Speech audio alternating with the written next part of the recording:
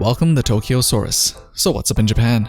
Dragon Quest XI has finally released in Japan, and after an 8-year-long drought for a proper main series sequel to the Dragon Quest franchise, this game is legit the biggest video game launch Japan has seen in years. We all know Japan loves Dragon Quest, but just how much does it really? Here are some numbers just to give you some perspective.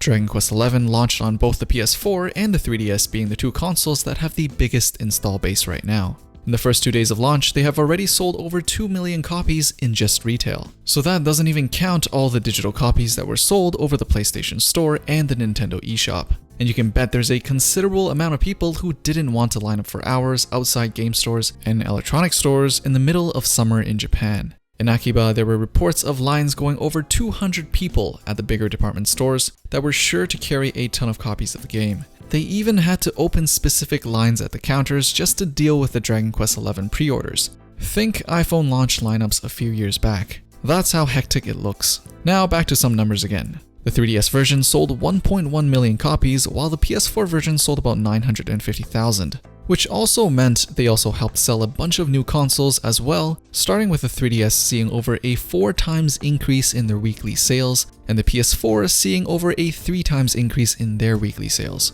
Now compare this to The Legend of Zelda Breath of the Wild selling 230,000 copies during its first 3 days, SPLATOON 2 selling 670,000 copies in its first 3 days, which was already record-breaking for the Switch, Monster Hunter X selling 1.5 million copies in its first 2 days, and finally Pokemon Sun and Moon selling 1.9 million copies at retail during its first 3 days. Dragon Quest XI has them all beat, and it did the job a day earlier. So this game is big.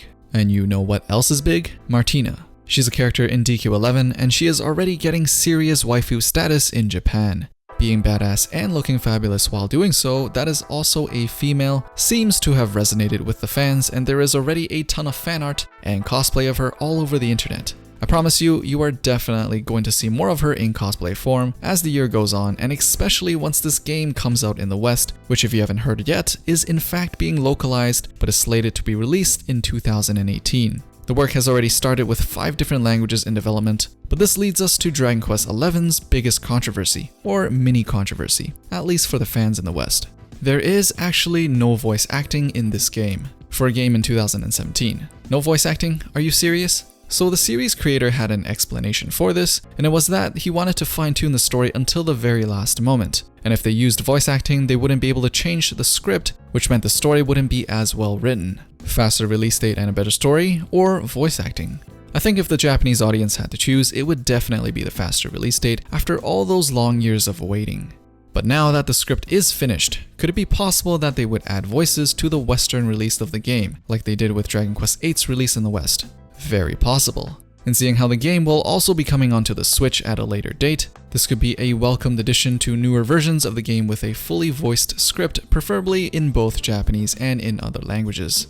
The Switch release date hasn't been talked about yet either, but it's most likely going to coincide with a Western release on the PS4 and the 3DS. Guess in the meantime, we'll just all have to pafu while we wait for the eventual Western release next year on the 3 consoles.